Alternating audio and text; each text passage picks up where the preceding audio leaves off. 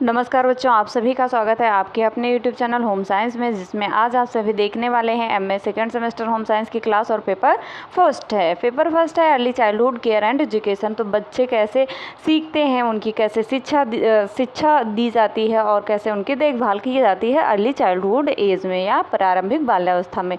ठीक, तो ये है आपका सिलेबस और उसी में मैंने महत्वपूर्ण प्रश्नों को शामिल किया है जो आपके सिलेबस के अकॉर्डिंग रखा गया है, आपके सिलेबस में है भी। ठीक, तो जैसे कि कुछ महान वैज्ञानिक हैं, विचारक हैं, जिन्होंने शिक्षा के ऊपर क्या क्या निर्देश दिए थे, उन्होंने शिक्षा के बारे में क्या कहे, क्या योजनाएं बनाई, क्या बोले थे, उन्होंने क्या डिफ़ाइन किया था, ये सब हम लोग इस विस्तार से इस वीडियो में जानेंगे। सिर्फ मैंने दो ही महान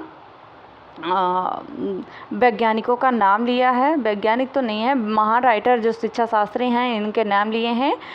इन्होंने बहुत ही अच्छे कार्य किए हैं शिक्षा विभाग में, काफ़ी क्षेत्रों में। तो शिक्षा विभाग में पढ़ रहे हैं आप, शिक्षा से संबंधित, तो शिक्षा के बारे में ही जानेंगे। ठीक, तो रविंद्रनाथ टैगोर आप सब जानते हैं। रविंद्रनाथ टैगोर को बहुत अच्छे से सब बच्चे परिचित हैं, रविंद्रनाथ टैगोर जी से, क्योंकि इन्होंने हमारा जो राष्ट्रीय गान है उसे यही लिखे थे। राष्ट्रीय गान क्या है आपका? जल्दी से कमेंट करिए, राष्ट्रीय गान क्या है? राष्ट्रीय ज्ञान आप सबको पता होना चाहिए, हमारा राष्ट्रीय गान क्या है। ठीक, और वो रविंद्रनाथ टैगोर जी ने लिखा था। ठीक, इसी बहाने एक कमेंट कर दीजिए, राष्ट्रीय गान क्या है आपका? टैगोर ने शिक्षा के सिद्धांतों की खोज अपने अनुभव से की है। उन्होंने भारतीय शिक्षा में नए प्रयोगों की शुरुआत की। उन्होंने भारतीय व पाश्चात्य विचारों का सम्मिश्रण भी किया एवं अपने शिक्षा सिद्धांतों की खोज स्वयं की। जिस समय भारत में विदेशी शिक्षा का अंधाधुंधकरण किया जा रहा था, ठीक, उस समय उन्होंने विदेशी शिक्षा को पूर्ण रूप से अपनाने से मना किया था। तो बच्चों, अभी तक लाइक शेयर नहीं किया तो लाइक शेयर तो बनता ही है आपकी टीचर के लिए। आपकी टीचर आपके लिए इतना कुछ करती हैं, तो आप अपने टीचर के लिए एक लाइक शेयर सब्सक्राइब तो कर ही सकते हो, है ना। तो लाइक शेयर सब्सक्राइब जल्दी से करते रहिए। शिक्षा का अर्थ टैगोर ने किस तरह से अब डिफाइन किया शिक्षा के अर्थ के बारे में, ठीक, जानते हैं।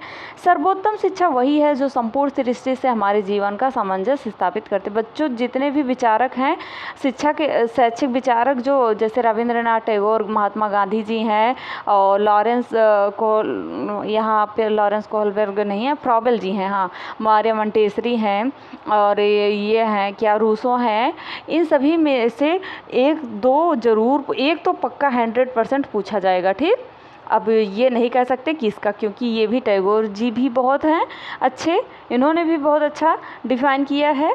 ठीक, सर्वोत्तम शिक्षा वही है जो संपूर्ण सृष्टि से हमारे जीवन का सामंजस्य स्थापित करती है। शिक्षा के व्यापक अर्थ के अंतर्गत टैगोर ने शिक्षा के प्राचीन भारतीय आदर्श को स्थान दिया है।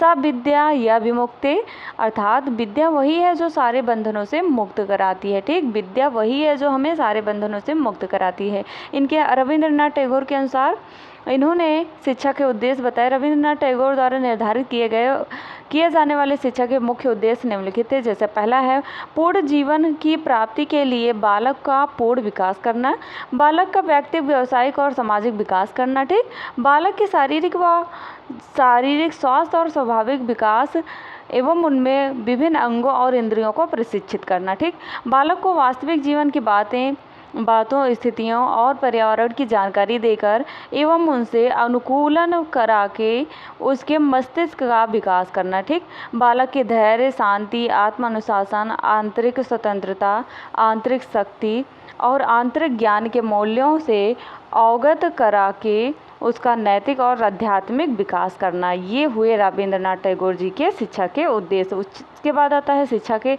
दर्शन के आधारभूत सिद्धांत या आवश्यक तत्व, जिन्होंने किसने किया, ये दिया था आपके रविंद्रनाथ टैगोर जी ने।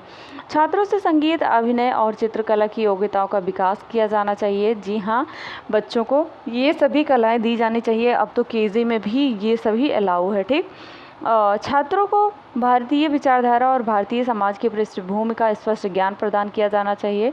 छात्रों को उत्तम मानसिक भोजन दिया जाना चाहिए जिससे उनका विकास विचारों के पर्यावरण में हो। छात्रों को नगर की गंदगी और अनैतिकता से दूर प्रकृति के संपर्क में रखकर शिक्षा दी जानी चाहिए। शिक्षा राष्ट्रीय होनी चाहिए और उसे भारत के अतीत एवं भविष्य का पूर्ण ध्यान रखना चाहिए। ठीक, जनसाधारण को शिक्षा देने के लिए देसी प्राथमिक विद्यालयों को फिर जीवित किया जाना चाहिए। ठीक, यथासंभव शिक्षण विधि का आधार जीवन, प्रकृति और समाज की वास्तविक वास्तविक परिस्थितियाँ होनी चाहिए। अब आइए हम जानते हैं महात्मा गांधी जी के बारे में, इन्होंने किस तरह से शिक्षा पे अपना विचार प्रकट किया था। तो महात्मा गांधी जी ने के शिक्षा संबंधी विचार थे कि गांधी जी ज्ञान आधारित शिक्षा के स्थान पर आचरण आधारित शिक्षा के समर्थक थे। ये कहते थे कि ज्ञान मत दो, आचरण के आधार पर ही वो शिक्षा के लिए समर्थक देते थे।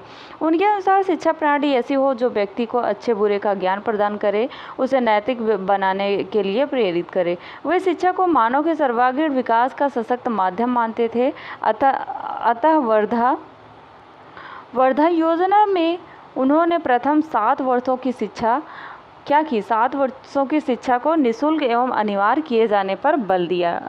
ठीक, और गांधी जी का यह भी मानना था कि व्यक्ति अपनी मातृभाषा में शिक्षा को अधिक रुचि तथा सहजता के साथ ग्रहण कर सकता है। अतः वे आरंभिक शिक्षा व्यक्ति को उसकी मातृभाषा में दिए जाने के पक्षधर में थे। ये शुरू से ही आपका जो NEP है 2020, इसमें भी लागू हुआ है कि 1 से 5 वर्ष तक के बच्चों को उनकी मातृभाषा में ही पढ़ाया जाए। ठीक, सेकंड लैंग्वेज होगी कोई भी हो, लेकिन उनकी फर्स्ट लैंग्वेज उनकी मातृभाषा ही होनी चाहिए। ठीक, अखिल भारतीय स्तर पर भाषाई एकीकरण के लिए वह कक्षा 7 तक हिंदी भाषा में ही शिक्षा प्रदान करने के पक्षधर थे। स्वावलंबन को महत्व दिए जाने के कारण गांधी जी का स्पष्ट मानना था कि शिक्षा लोगों में कौशल को बढ़ावा दे ताकि व्यक्ति लघु एवं कुटीर उद्योगों के माध्यम से स्वावलंबी बन सके। ठीक, उसके बाद आता है गांधी जी के शिक्षा संबंधी विचारों की वर्तमान में प्रासंगिकता। ठीक, तो वर्तमान समय में भारतीय समाज की समस्याओं का एक बड़ा कारण है। ठीक, व्यक्ति के भ्रष्टाचार, बढ़ती हुई स्वार्थवादी प्रवृत्ति और नैतिकता का ह्रास। ऐसे में शिक्षा द्वारा नैतिकता को बढ़ावा दिए जाने से इन समस्याओं का समाधान हो पाएगा।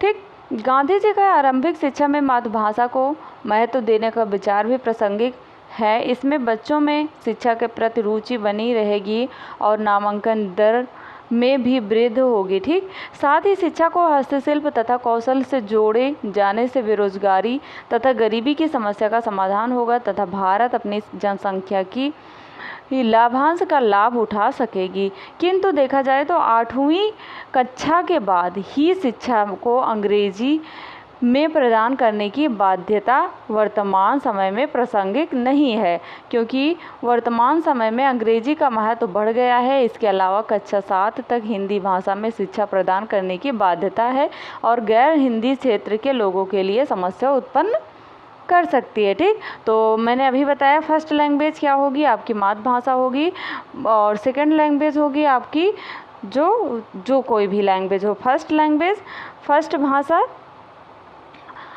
शिक्षा के लिए होगी 1 से 5 तक। कौन सी होगी? मातृभाषा। ठीक, ये NEP भी कहती है आपकी। और जब इसके उपरांत सेकंड लैंग्वेज उपरांत कोई भी भाषा हो वो सेकंड लैंग्वेज होगी, जैसे कि इंग्लिश है और संस्कृत है, उर्दू है, फारसी है, कोई भी भाषा हो। तो आई होप आपने बहुत अच्छा समझा। तो मिलते हैं नेक्स्ट वीडियो में नेक्स्ट टॉपिक के साथ, तब तक के लिए इतना ही काफ़ी है। ठीक, जो विगत वीडियो हैं वो भी रिवीजन करते रहिए, डेली की क्लास अटेंड करते रहिए, क्योंकि सभी बहुत इंपॉर्टेंट सेशन चलता है। ठीक, तो मिलते हैं नेक्स्ट वीडियो में नेक्स्ट टॉपिक के साथ, तब तक के लिए जय माता रानी। पढ़ते रहिए, मुस्कुराते रहिए।